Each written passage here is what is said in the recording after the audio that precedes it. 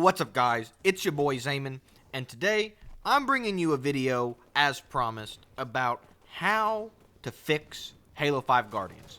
Now, guys, let me take a step back and make one thing known. I very much enjoy Halo 5 Guardians. I'll probably be making a Halo ranking video soon enough, but I will tell you what, Halo 5 Guardians will be pretty close to the top. I really enjoy the multiplayer of the game. The campaign is terrible, but I've had a lot of fun on the multiplayer. That being said, there are some significant problems that I think really turned a lot of the Halo community and the noob community off from this game. And so I wanted to just kind of walk through a few items about how, if I was the creative director of 343 Industries, how I would have made Halo 5 just a little bit different. So, without further ado, let's get into this.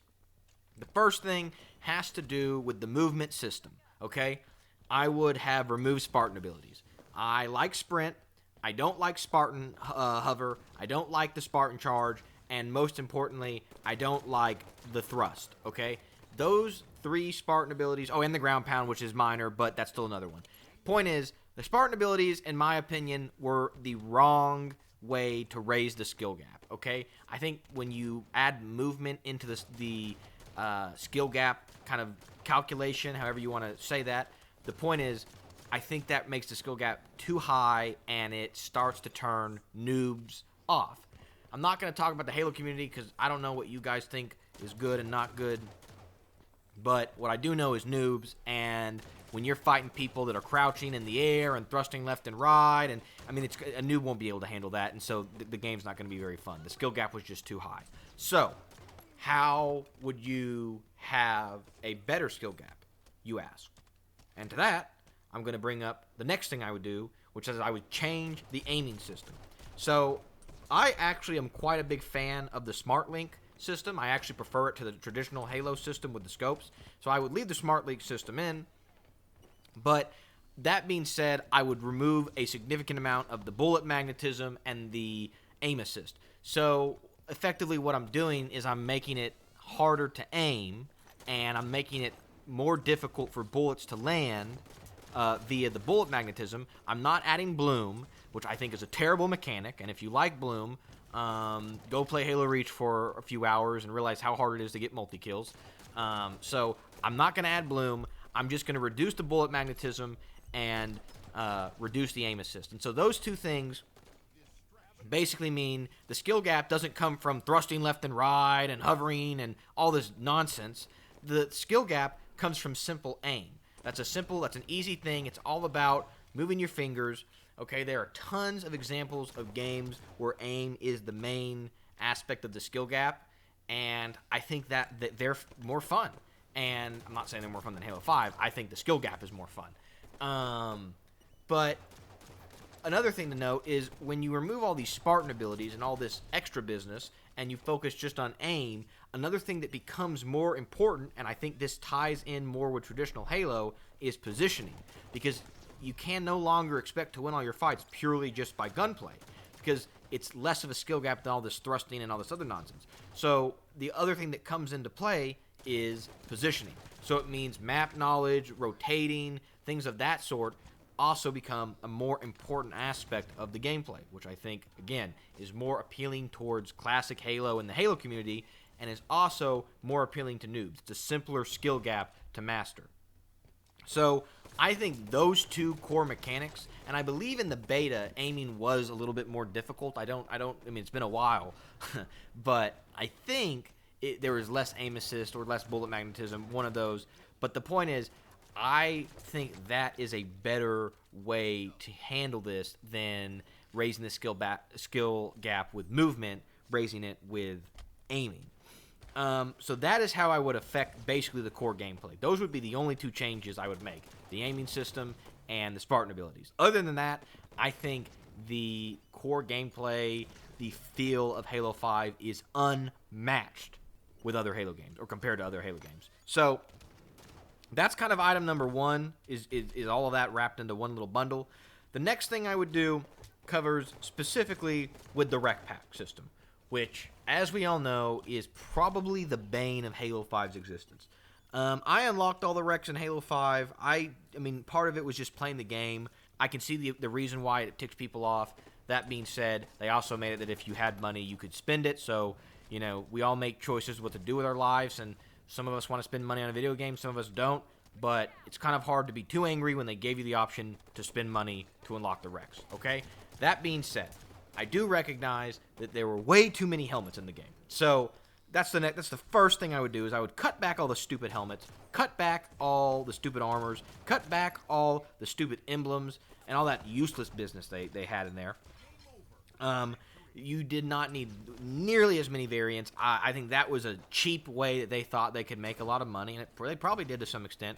But I would have significantly cut down the helmets, maybe even added a set, like 2 packs, right? So you have a pack for cosmetics and a pack for wrecks to use in Warzone.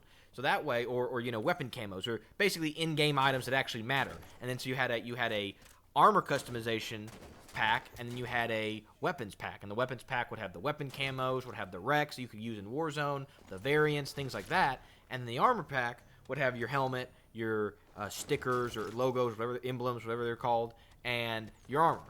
So that would be how I resolve that. I frankly don't think I would have changed. I thought the rec point system was fine, it was not offensive to me, and I don't think it would have been offensive to the Halo community if it would have been easier to unlock all the wrecks. Because once you have them all, I don't think you can say that 343 didn't spend a lot of time. I mean, how long, guys? We all can raise our hands. How long have we been trying to drive the anti-air wraith, and finally in Halo 5, we were able to do it? I remember back in the Halo 3 days, there was a glitch where you could shoot the driver out and hop in at the same time, and 343 finally just gave it to us. I mean, why did Bungie make it drivable? This is a side point, but why did Bungie make it drivable and not even let us use it? So, point is, I think the wrecks were fantastic. I just would have tweaked it a little bit. And I think you would have still had people spending money. I'll tell you what, if I could have had a guaranteed, hey, you buy these points, you're going to get a weapon, I might have spent some serious dollars on that. I think also maybe post-unlock of the weapon, you could have had the rec system in which, you know, you can go and you buy, you know, whatever weapon you want. That way it's not all chalked up to randomness.